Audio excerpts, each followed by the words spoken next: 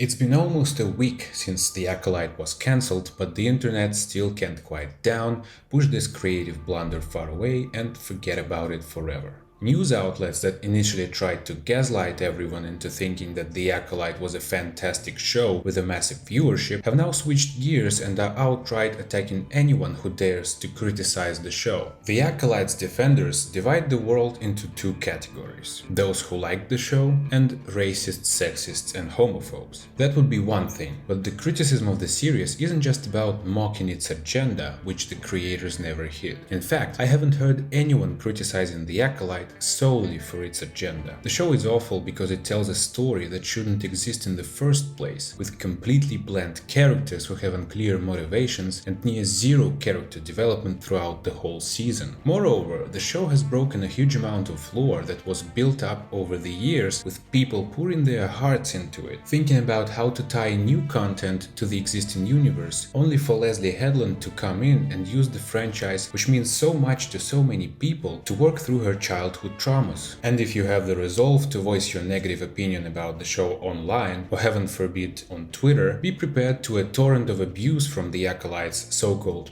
peaceful and inclusive fans. You'll learn a lot about yourself, like that you are a racist, a misogynist, a sexist, a homophobe, and a bunch of other ists and phobes. Here are a couple of tweets that perfectly reflect the nature of the show's defenders. The Acolyte was different. It took risks. It invited a new audience to explore and enjoy Star Wars where they never had before. Yeah, but who's going to care about the old audience who pays Disney's bills? After everything Amandla, Leslie, and the rest of this cast endured, the answer is pandering to bigots. The floodgates are open. Disgusting. Or look at what this distinguished gentleman has to say. Saying the low viewing figures aren't related to bigots is insane cope.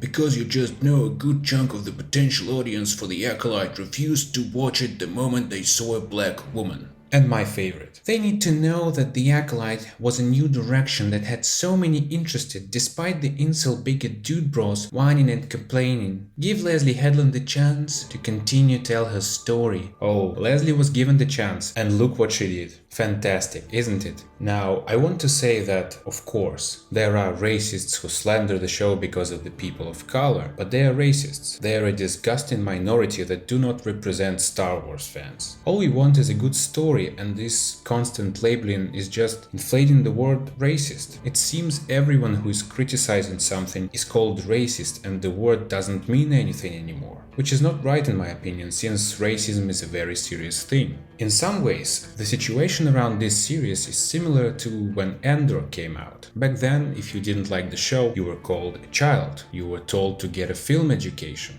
or accused of being incapable of appreciating serious projects without explosions and lightsabers. Now it's simpler. Don't like The Acolyte? You are a racist. Remember how the actress who played the main character recorded a cringe song insulting fans who didn't like the show and criticized it? Well, the boomerang came back right at her. After the show's cancellation, her social media comments were flooded with angry people telling her exactly what they think of her. I don't condone online harassment, but in this case, as the saying goes, you reap what you sow. Amandla, this is the actress's name, somehow decided she had the right to label and call everyone racist and homophobic. It's no surprise people got upset and went to express their dissatisfaction. It's also amusing to watch the show's defenders scream that it was cancelled to appease a loud minority, claiming that if not for a bunch of disgruntled YouTubers, the show would definitely have gotten a second season. My dear friends, I hate to break it to you, but the show was cancelled because A. Bad reputation online, and B. It wasn't economically viable for Disney. They spent an outrageous $180 million to make a show aimed at a specific group of people who turned out to be too small to make Disney money. Surprising, right? The main fanbase, which you oddly call a minority, watched a couple of episodes, realized the show was garbage and stopped watching, leading to a dramatic decline in viewership. And no bunch of Twitter fools shouting, "There are more of us," can save the show, because the majority of fans are already fed up with the products of people who are eager to stamp their name on the greatest franchise in history without respecting what was created long before them and what, first and foremost, made this franchise great. I think it's time to bury The Acolyte in the archives of Disney Plus and hope for better stories that respect the source material. It's been more than 10 years already and I'm still hopeful. That's crazy. Share in the comments what you think about the cancellation of the show